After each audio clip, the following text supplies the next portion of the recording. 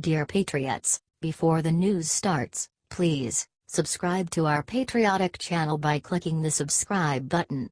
Give us a thumbs up to this video. Don't forget to leave your opinion below in the comments section. Share the news on Facebook and Twitter so you friends see it. Thank you. Right before bed, Trump knocked Hillary out with the cold hard truth. What he said left her shaking. In a pathetic interview yesterday with Anderson Cooper, Hillary Clinton blamed everyone under the sun for her election loss. Clinton claimed that she would have won if not for James Comey's investigation into her emails. She conveniently left out the fact that an investigation would have never existed had she not broken the law in the first place. Our president wasn't about to let Hillary get away with finger-pointing though. Last night, President Trump took to Twitter and reminded Hillary of why she really lost. The deplorables came back to haunt Hillary. They expressed their feelings loud and clear. She spent big money but, in the end, had no game. Trump also called Hillary out for blaming everyone but herself, writing, "Crooked Hillary Clinton blames everybody, and everything, but herself for her election loss. She lost the debates and lost her direction." Intelligent Americans know that Trump didn't win because of the fake Russia scandal, white supremacy, sexism or anything else on Hillary's laundry list of complaints. Donald Trump won because he was fighting to put Americans first. He was genuine and his love for our country was undeniable. Maybe if Hillary would have spent a little less time bashing Trump and playing identity politics, she would have had a better chance of winning. Not a much better chance, but a better chance nonetheless.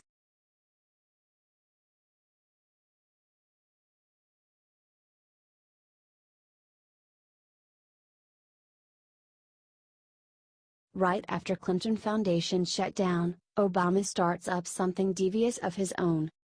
It's only been a couple months since the Clinton Foundation was shut down and already the world seems a bit brighter. Well, it did, anyways, until today. Now ex-President Barack Obama is following in his mentor's footsteps and launching the first ever Obama Foundation Summit. The summit is happening in Chicago and will be a meeting of Obama's buddies and community organizers to strategize on how they should direct the world going forward. Obama actually announced his own summit, saying, "In the weeks and months ahead, we'll be kicking off more initiatives and opportunities for people like you to get involved with the Obama Foundation's mission. That mission is simple: we want to inspire and empower people to change the world." One of the big projects they are planning on working on this year is called Training Days. These days are essentially a way for Obama and his buddies to hijack the directionless leftist millennials and use them for their own bidding. Don't believe me? Their own official reason for the days was to teach young people how to put civics into action where they live. I think pretty much every sane, rational American realizes now that Obama divided our country in ways we never thought possible. Is it really a good idea to let him follow in the footsteps of Bill and Hillary Clinton and start his little initiative? Does America really need President Michelle Obama? If you all don't want to see that happen, then help stop it by sharing this out and make people aware of what's going on behind the scenes.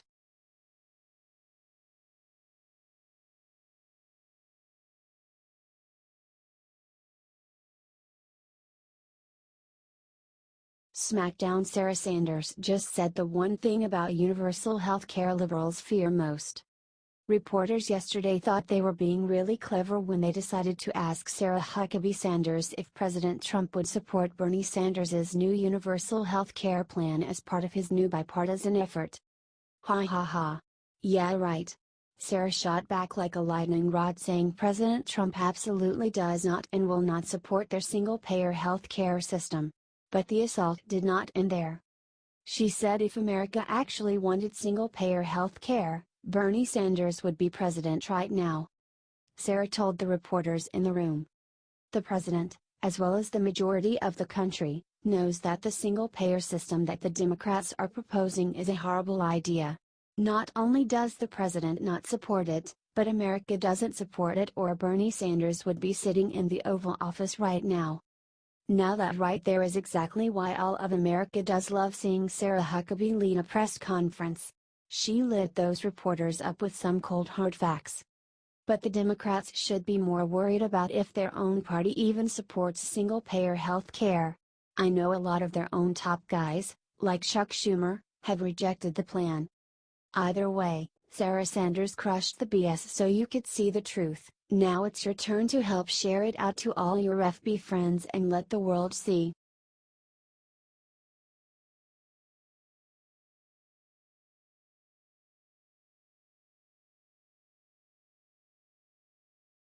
Moments ago, Trump met with the Democrats at White House to do something totally unexpected. Trump is holding a meeting with lawmakers from both sides of the aisle this Wednesday in the White House. After the meeting, Trump told the media that he is looking to get a 15% corporate rate to keep the country competitive. He says that he wants to focus on tax cuts for working-class Americans. He said that the rich may have to pay more money. It's a brilliant move by Trump and a clear play on the Democrats who have been saying this same stuff all year. Trump will now meet with Democrat leaders tonight at the White House.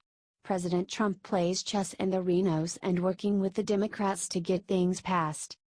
Share this everywhere if you want Trump to lower taxes and make this country great again. Thanks for reading.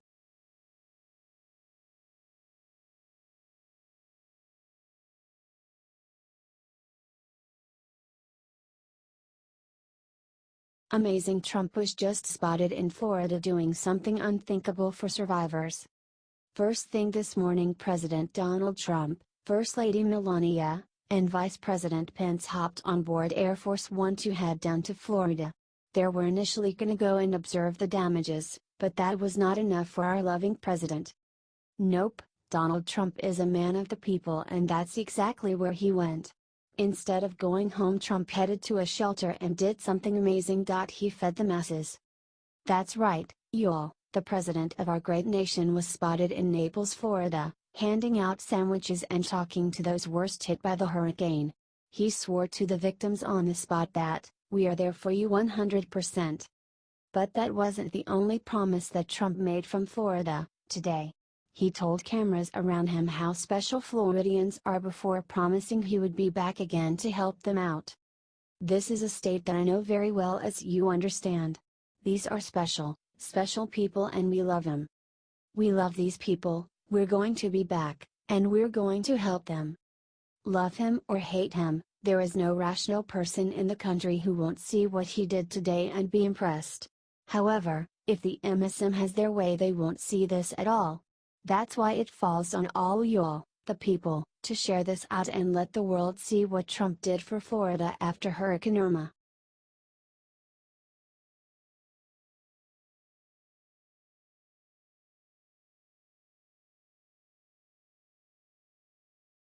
Lindsey Graham just threatened to take down Comey. Look what he's about to do to him. Senator Lindsey Graham just threatened to subpoena James Comey so that he can address the lies in his testimony about the Hillary Clinton email case. "He's coming one way or the other," Graham, RSC, told Fox News. When asked if he would subpoena Comey, Graham said, "I would, yes." Comey is now going to be brought back before the court after the news came out that Comey had already made the decision to exonerate her before interviewing her in the email case. Comey has not addressed these claims, but they are very against his sworn testimony. Graham also mentioned that Comey told people that he took over the case because he was worried that the Russians had an email between the DNC and the Justice Department trying to rig the Clinton investigation. "I can't make sense of this," Graham said. "I'm very suspicious of the timing. I'm very suspicious of the reason. There is so much to be determined here. Comey needs to come back. What was his real reason for clearing Hillary Clinton? Had he made up his mind before he even talked to her?" Share this everywhere if you want Comey to come back before the Senate Judiciary. We need to make sure that every senator sees this and calls for it.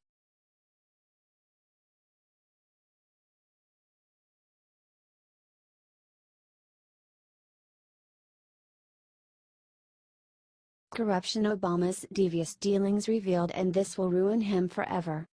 Patriots have known for quite some time, like maybe since 2008, that the Obama administration was full of corruption. Democrats love to paint him as a saint, but saint he is not. Yet another example of his corruption has just come out. And, of course, it has to do with millions of dollars of taxpayer money. Obama's presidential campaign advertising agency, GMB, received nearly $60 million in federal contracts after he took office. Most of that money came from the Consumer Financial Protection Bureau. That agency was created by none other than Elizabeth Warren, when she worked as an Obama appointee in the Department of the Treasury.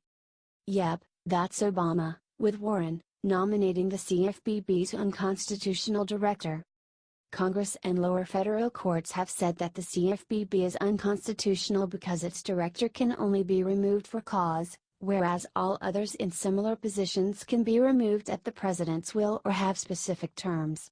Furthermore, the CFPB does not have normal congressional oversight because of where Obama and Warren created it to be housed. Sound fishy yet?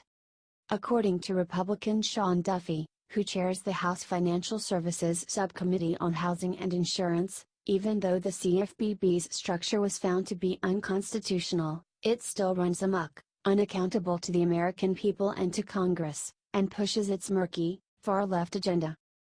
Why you have a major Democratic insider receiving a massive amount of taxpayer money, Phil Kerpen, president of American Commitment, a conservative political activist group, told the Daily Caller.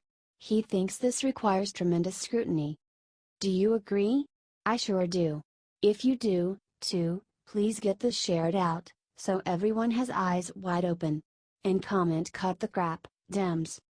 The Daily Caller.